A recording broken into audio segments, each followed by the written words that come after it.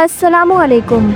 आज हम उस अकबर बादशाह के बारे में बात करेंगे जिसने मुग़ल सल्तनत को भारत में इस तरह फैला दिया था कि उनकी कई पुश्तों ने फिर भारत पर कई सदियों तक हुकूमत की। कैसे अकबर मुसलमान होकर भी दूसरा मज़हब बना बैठा था और कौन था हल्दी घाटी युद्ध का असली विजेता। कैसे भारत के राजपूत राजाओं ने अकबर के सामने घुटने टेक दिए थे, जानेंगे सब इस वीडियो में, इसलिए आखिर तक बने रहिएगा।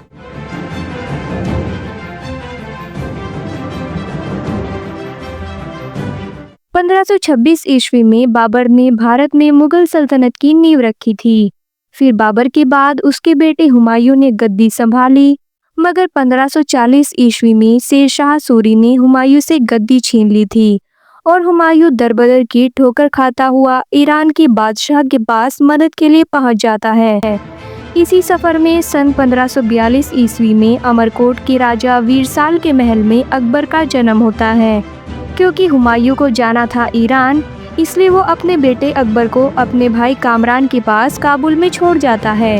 इतिहासकार बताते हैं कि अकबर ज़र्रा बराबर भी पढ़ा लिखा नहीं था, मगर उसकी बुद्धि इतनी तेज थी कि चोटी के पढ़े लिखे विद्वान भी उसके सामने सर झुकाते थे। अकबर समझदार और होशियार तो था ही, साथ ही उसकी सियासी समझ आला दर्जे की थी और इसी के चलते उसने पूरे भारत पर 50 सालों तक राज किया।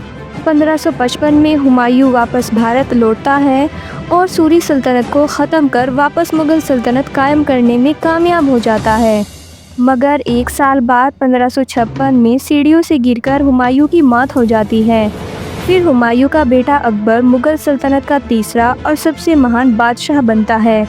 हुमायूं का एक ख़ास दोस्त और वजीर था, बैरम खान। जब अकबर बादशाह बनता है तो अकबर सिर्फ 12 या 13 साल का बच्चा होता है। बैरम खान इतना वफ़ादार वजीर था कि उसने बगावतों को रोकने के लिए अकबर को अपने पालन पोषण में ले लिया और ख़ुद सल्तनत चलाने लगा। अगर बैरम खान ऐसा ना करता तो सूरी सल्तनत फिर से कायम हो जाती। इस पर यहाँ पर एक मज़ेदार बात आती है। सूरी सल्तनत में एक हिंदू मंत्री था, हेमचंद, जो हेमो नाम से प्रसिद्ध था। हेमो बड़ा ही साहसी और प्रसिद्ध योद्धा था। जब हुमायूं की मौत हुई तब हेमो ने मौके का फ़ायदा उठाकर दिल्ली पर हमला कर दिया और दिल्ली पर कब्जा करके वहाँ का राजा बन गया। इस वक्त अकबर और बैरम खान पंजाब में थे। अकबर तो बस नाम का बादशाह था, असल में हुकूमत बैरम खान ही संभाल रहा था। बैरम खान सेना लेकर पानीपत पहुंचता है और हेमू से जंग करता है। हेमू मुग़ल सल्तनत पर इतना भारी पड़ता है कि मुग़ल सेना पीछे हटने लगती है, मगर अचानक कहीं से एक तीर आता है और हेमू की आँख में जा लगता है। हेमू वहीं पर हाथी पर गिर पड़ता है और मुग़ल ये जंग जीत जाते हैं। अगर इस जंग में हेमू जीतता तो अकबर महान नहीं बनता और ना ही भारत में मुग़लों का नाम और निशान ही मिलता। देखा जाए तो अकबर के महान बनने के पीछे बैरम खान का हाथ है। मगर जब अकबर 18-20 साल का हुआ तो उसे ये एहसास हुआ कि मैं अब अपनी सल्तनत खुद संभाल सकता हूँ, मैं खुद सारे फैसले कर सकता हूँ। इसलिए अकबर ने बैरम खान को रास्ते से हटा दिया और खूब माल दौलत देकर उसे मक्का भेज दिया। मगर रास्ते में ही लुटेरों ने बैरम खान की हत्या कर दी। दोस्तों, अकबर एक ऐसा बादशाह था जो अपने दुश्मनों को मैदान जंग से ज़्यादा दिमागी तौर पर हराने में महारत रखता था। भारत में मुग़लों के बाद सबसे बड़ी ताकत थी राजपूतों की। अकबर तेज़ दिमाग का तो था ही, उसने राजपूतों को बिना जंग के ही अपने कंट्रोल में करने की मुहिम चलाई। अकबर ने सभी राजपूत सियासतों को पैगाम भेजा कि देखो, हम कई दशकों से लड़ते आ रहे हैं, ना तुम हमें हरा पाए और ना ही हम तुमको मिटा पाए, तो बेहतर यही है कि हम दोस्ती कर लेते हैं। राजपूत भी इस बात पर खुश हो गए। अकबर ने राजपूतों से कहा कि आप हमारे अंडर में रहो और अपनी रियासत में हुकूमत करते रहो। अब राजपूत डरपोक थे या मूर्ख, ये कहा नहीं जा सकता, मगर राजपूतों ने बिना शर्त के अकबर की अधीनता कबूल कर ली। मगर कुछ राजपूत राजा ऐसे थे जिन्होंने अकबर की अधीनता कबूल नहीं की, जैसे महाराणा प्रताप, जिसने अकबर के आगे घुटने नहीं टेके और अकबर से जंग करने के लिए तैयार खड़ा हो गया। इस जंग के बारे में आगे बात करेंगे। अकबर ने राजपूतों को अपने कंट्रोल में करने के लिए राजपूत रानियों से निकाह करना शुरू कर दिया। अब जब सगे संबंधी हो गए तो जंग किस बात की, मगर जो राजपूत राजा ऐसा नहीं करते तो फिर अकबर उनका मैदान जंग में बुरा हाल करता। दोस्तों, अब थोड़ा गौर लगा के वीडियो को देखना, क्योंकि अब बात करेंगे कि अकबर ने इस्लाम को छोड़कर नया धर्म किस वजह से चलाया था। अकबर शुरू में तो एक दीनदार बादशाह था, मगर चूंकि वो पढ़ा लिखा नहीं था इसलिए उसे दीन का ज़्यादा इल्म भी नहीं था। दीन का इल्म हासिल करने के लिए अकबर ने 1575 में इबादत खाना नाम से एक दरबार लगाया, जहां मुसलमानों के हर फिरके के उलेमाओं को बुलाया गया। बस यहीं से अकबर में बिगाड़ आना शुरू हो गया था।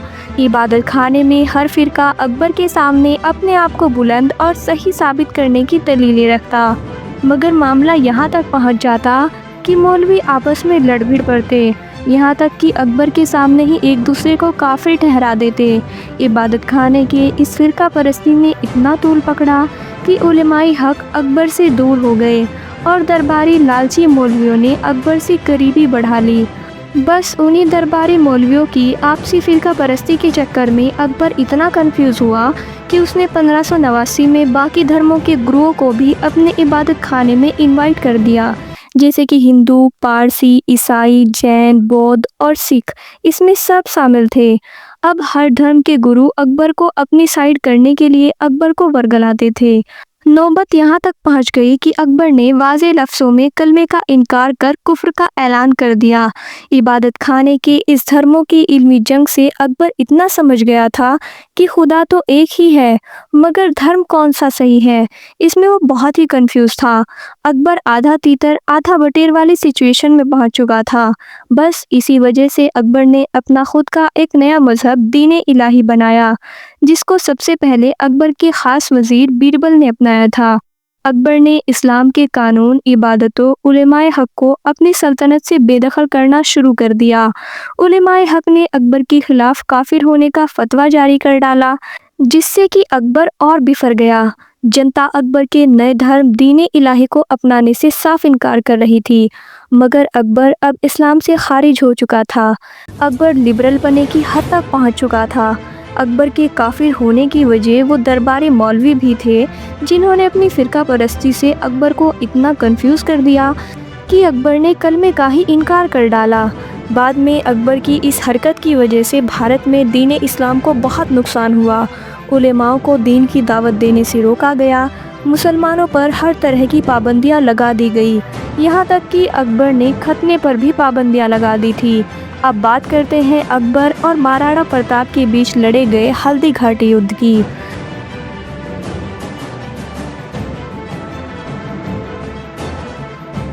अकबर ने भारत के लगभग सभी राजपूत राजाओं को अपने काबू में कर लिया था, किसी से दोस्ती करके, किसी से वैवाहिक संबंध बनाकर, तो किसी को जंग में हराकर। मगर महाराणा प्रताप एक ऐसा राजा था जिसने मरते दम तक अकबर के आगे घुटने नहीं टेके। महाराणा प्रताप साहसी और बहादुर राजपूत राजा था। अकबर ने 4 मरतबा महाराणा प्रताप से दोस्ती करने का पैगाम भेजा, मगर महाराणा प्रताप ने हर बार अकबर की दोस्ती ठुकरा दी। अकबर ने कहा, चलो दोस्ती नहीं तो जंग ही सही। महाराणा प्रताप उस वक्त मेवाड़ का राजा था और चित्तौड़ उनकी राजधानी थी। अकबर ने अपने हिंदू राजपूत सेनापति मातजीहो को सेना देकर रवाना किया। उधर महाराणा प्रताप अपने मुस्लिम सेनापति हकीम खान सूरी के साथ हल्दी घाटी के मैदान में आ पहुंचा था। महाराणा प्रताप को ये मालूम था कि आमने सामने की लड़ाई में वो किसी भी तरह मुगल को हरा नहीं सकता। लिहाजा महाराणा प्रताप ने अरावली पर्वत की हल्दी घाटी के संकरे दर्रे पर अपनी सेना को छिपाकर बैठा दिया।